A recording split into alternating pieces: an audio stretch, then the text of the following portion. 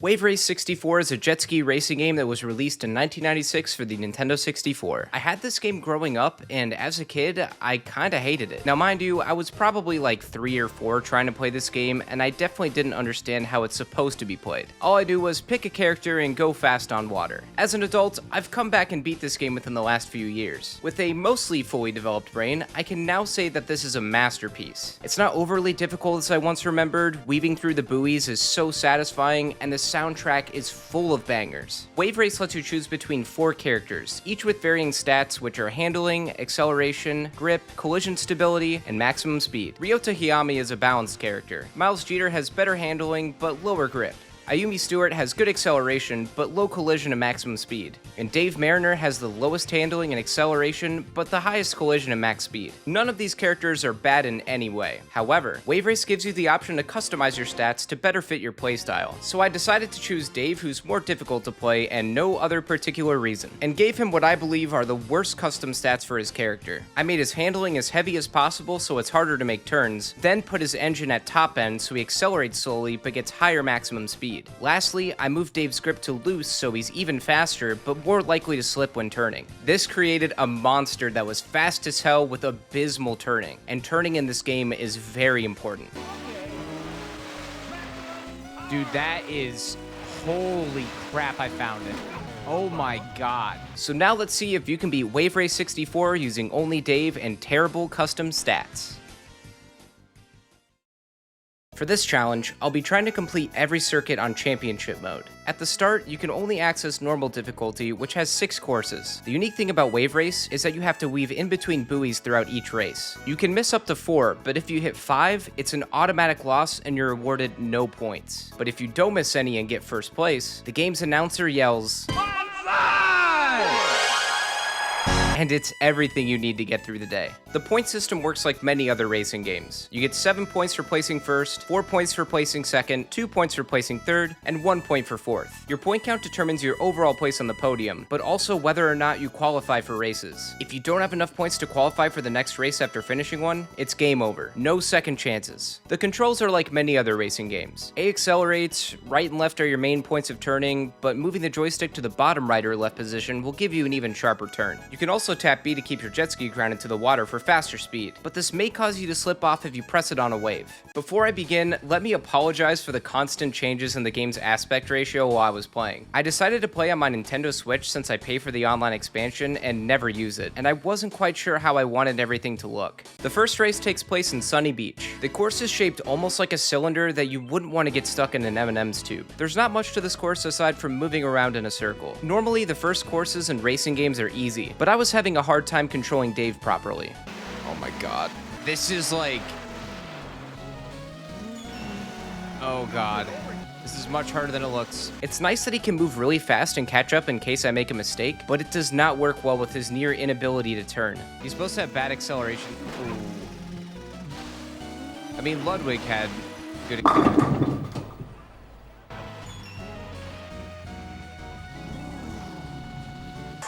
Watch out, watch out, watch out! Somehow I didn't finish in dead last and qualified for the next race in Sunset Bay. This course was a disaster. The waves here were a bit more aggressive and I was having the worst time trying not to miss any buoys. Do I get penalized if I hurt somebody? Dude, you cannot turn left or right!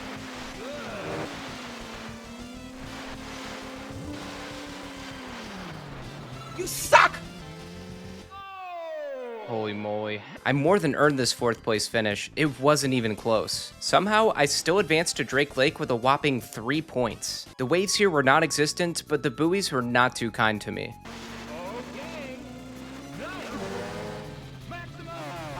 I tried my best to take it easy, but Dave's speed made it so simple to crash into walls and objects.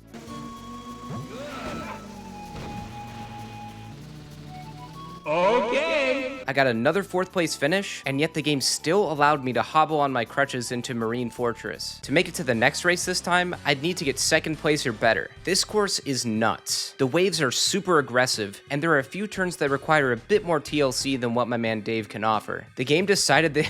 The game decided they were done beating down Old Man Jenkins and finally cut me loose. Honestly, I wasn't really used to losing so quickly. Typically in these challenges, there's some build up to harder difficulties or tougher courses, but nope. Wave Race tells it like it is and gives you the age-old get good treatment. So I spent the next hour playing through the normal circuit, trying my best to tame this monster I created. That's fine. Why is his dumpy just like out like that when he hits something? Okay. Holy crap. Okay. The wrong way, please. Oh, God. Turn your damn.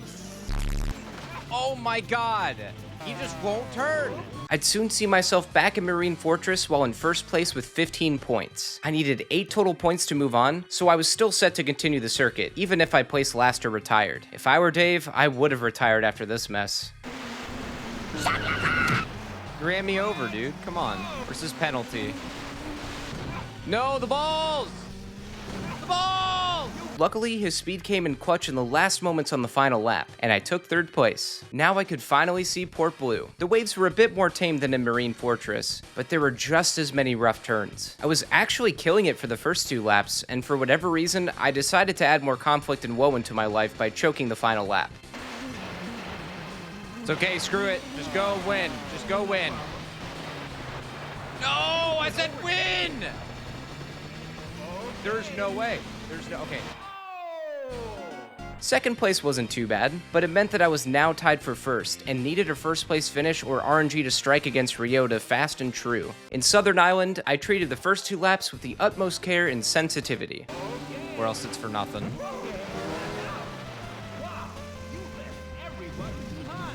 We are not winning this. Oh no. Then, on the final lap, I was starting to get the hang of things in my own strange way, but my peanut brain decided that throwing in first place right at the end would be more fun.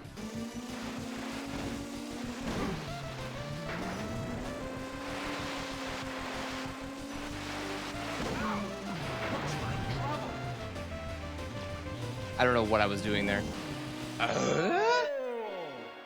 Yeah, exactly. Oh no. Now the strange thing here is, if you have enough points to advance after the final race in a circuit, even if you're not in first, the game will show you what it's like to be a winner, but will still be like, hey, you lost. Now you can try and lose on a harder difficulty. I hadn't felt like I truly earned the right to play on the hard circuit, nor did I even feel ready. Plus, this is a challenge, so I didn't have a choice anyway. So I went back to the normal circuit, except this time, I played so well that when it came time to race in Southern Island again, I had accrued so many points that it literally didn't even matter if I placed first or set the game down and took a short nap. Naturally, I took the route of the true winner and got first place to finish out strong with 37 points. Now I truly felt I was ready to take on the hard circuit and even got a little extra reward for my efforts. On the hard circuit, you race on the same courses with the addition of 1 more. Also, the buoys have been moved around in each course to add to the difficulty, and you have to score more points to advance to each race. While I was getting used to Dave's controls with my custom stats, I was finding it almost impossible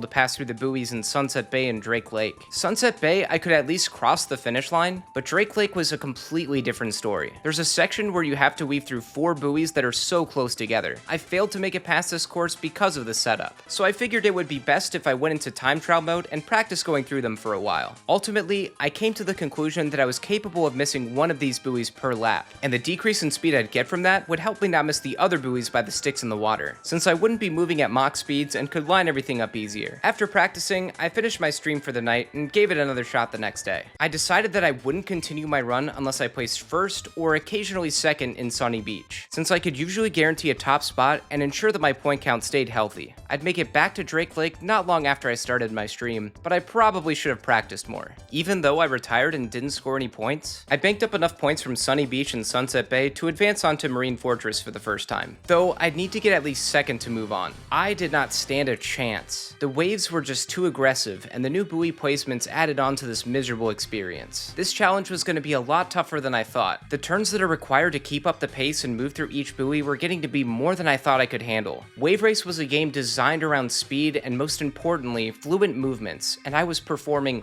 horribly. I could only make it halfway through the circuit. Who knows what the other courses had in store for me? Well, I'd eventually slam into enough walls to earn enough points to get to Port Blue. Everything was pretty similar as it was in the normal circuit, except this time, a shortcut path opened up and you could take either the right or left side. I forgot to mention this earlier, but the hard circuit brings new paths out in some courses. There was one in Marine Fortress that opened up after the first lap. Port Blue started out okay. I took the usual path while the CPUs took the new one. Everyone stayed close together and that felt like a load off my mind. I had to place at least second to get to the next course, so I figured it'd be worth it to take the shortcut on the second lap.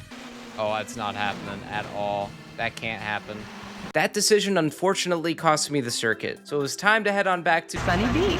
It would take me a while to have another shot at Port Blue. The next time around, I had first place finishes in Sunny Beach and Drake Lake, with a total of 16 points. This meant that I would advance to the next course no matter what. I'm starting to feel like a broken record since this has happened so many times already, but heading into Twilight City, I had to place second or better to make it to the final course. I was so unprepared. It was nice that the waves were calm here and the music was so great. Turning once again proved to be my biggest hindrance. Look at this dude. No.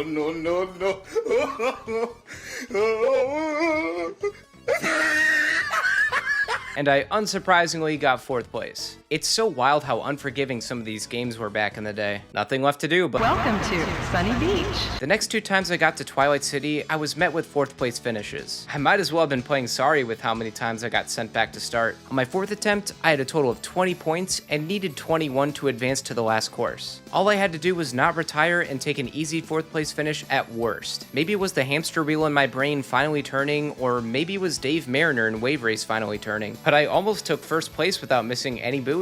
This kept me in a first place spot, but the scores were all super close. I had to win in Southern Island, or else I'd be saying hello to Sunny Beach. Near the finish line, I was gunning for first, but Miles swooped right past me, taking away my first place finish and landing me in second. In the moment, I didn't remember where he stood in the standings. Thankfully, he was in last place, so that meant that my second place finish not only guaranteed me first overall, but I had exactly enough points to unlock the Expert circuit. I was nearing the end and felt so good about this win. Unfortunately, Expert is where the excitement would come to a screeching halt.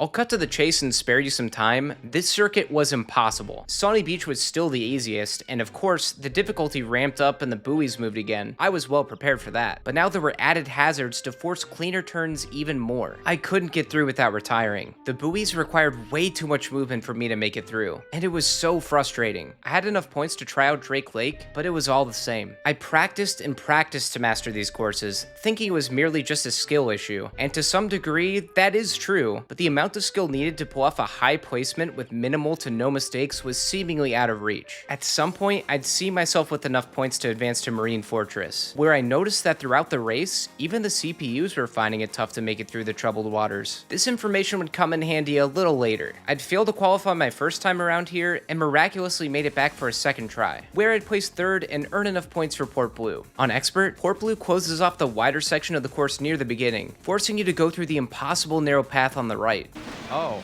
Oh no, this is a big problem. With my custom stats, Dave was not able to make it through without constantly slamming into walls. This meant that this course would basically have to be one to throw away for a fourth place finish. The issue with this is, I would have to place higher in the first 4 courses to have enough points to move on, and it was already hard enough and mentally taxing to even get to this point. Honestly, this did not seem feasible to me, until I remembered how much the CPUs struggled in Marine Fortress. If RNG is in my favor and they mess up enough, I might be able to take a top 2 spot. The problem with that is, it's RNG based and there are no continues. This led to the only conclusion I could come up with, and not one I was really keen on doing. Since I was playing on the Switch Online version, I had the ability to save and load states. This would allow me to reset any race, so I wouldn't have to start all the way from the beginning of the circuit. I was not happy at all about this, since I'd like to do all of my challenge runs as legitimately as possible. But since it seemed like RNG was going to play a huge factor in victory, I felt like I had no choice. So after an hour of giving it the old honest-to-goodness college try, I started to use save states to test my theory. I placed first in Sunny Beach, but that was already more than doable. Then, on my first try in Sunset Bay, I somehow managed to get a second place finish without having to reset. This was huge for me because I constantly bombed on this course. Drake Lake was a bit of a nail-biter. I ended up nearly maxing out all of my buoy misses in the second lap. Then in the third lap, I was schmoovin'. I took it easy towards the end near the wood poles, ready to take 4th place, when Miles shot out from behind me and aided on one of the poles. So far, I hadn't needed to use a single state yet, but that was about to change very quickly as I approached Marine Fortress. I reset this race so many times. I wasn't even looking for a first place finish, just a little second place to hold me over until after Port Blue. While the CPUs were having a tough time as theorized, I was having an even tougher time. I couldn't afford a present this year, so I got you this box.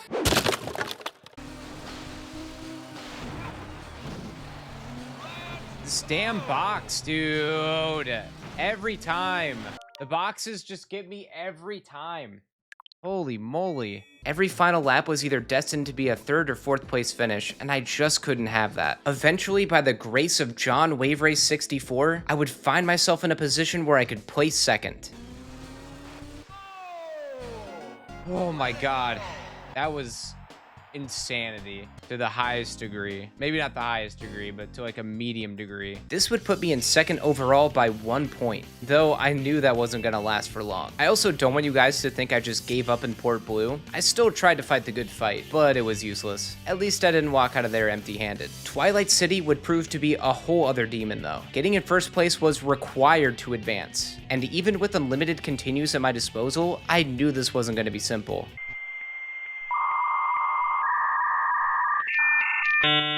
This course required a lot of practice. While I'm happy to say that turning here isn't as tight as some of the other courses, there was still very little room for mistakes, especially since I had to be first. Ryota and I were neck and neck in the 1st and 2nd laps on one of my attempts, trading 1st place back and forth. On the 3rd lap, I'd finally pass him.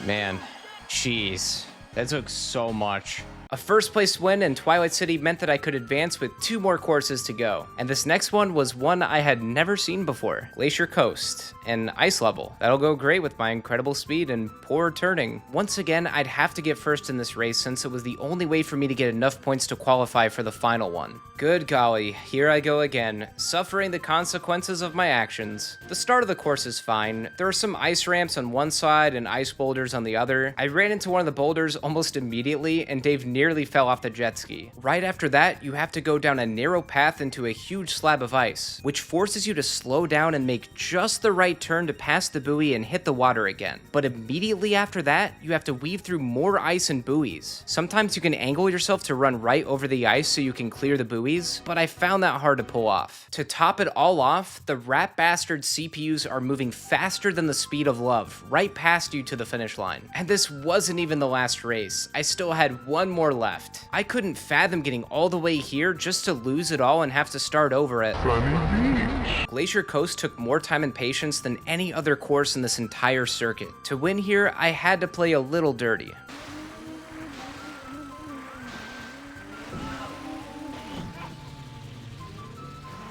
Sacrifices had to be made.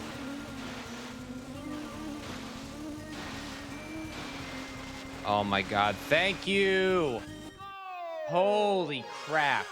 Now that meant all that was left was Southern Island. At least it was a course I had even a smidgen of familiarity with. It's not a hard course either, which is odd because it seems like Glacier Coast would have been the perfect end to the expert circuit. For the 3rd and final time though, getting 1st place was a must. It seems like a lot of my challenge runs lately have had these grand finales where I persevere triumphantly over an unfair course or BS mechanics or cheap CPUs. But if I'm being honest, there wasn't much left to say. I reset a few times, sure, and like after 5 whole minutes, I secured a 1st place finish. If I can say anything about this course, it's that it complements my stats just fine. It's more open, the buoys aren't too close together, and there's a cool ship. After the screen flashes white, we cut to our boy Dave holding up a huge trophy with a big ol' grin on his face. This officiates our win at the end of the expert circuit, proving that you can technically beat Wave Race 64 using only Dave Mariner and terrible custom stats. If you made it this far, thanks for sticking around. Wave Race humbled the crap out of me. Well, at the time, I was pretty unsatisfied having used save states to my advantage. I'm looking at this win now feeling a little bit more accomplished. That being said, I will always do my best to ensure that my playthroughs are completed without any special assistance. And if they're needed, I'll be sure to explain why with the hope that you'll understand. These challenge videos are so fun to make and are purely for entertainment purposes. So if you got a kick out of it, I'm happy. Though honestly, it was kind of nice to have had to do this. Wouldn't it be boring if I flawlessly won every challenge I did? But if you think you have the chops for this challenge, here's the stats I used. I'd love to see this one done completely legitimately. And while I can't offer much, I'd be more than happy to give you a shout out on my channel if you tag me in your completed run. Thank you all so much for watching. Be sure to hit the like button if you enjoy this video. And if you want to see more challenges from me, don't forget to subscribe. Also, I stream all of my challenge runs live on my Twitch channel. If you'd like to check that out, I'll leave a link in the description, along with links to my other social media accounts if you want to keep up with anything else I do. Thanks again for watching, everyone. See you in the next video.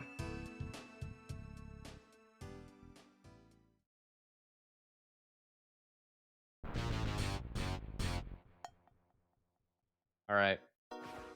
You finished fourth. I'm sorry. You move on to the next round. Did you hear that?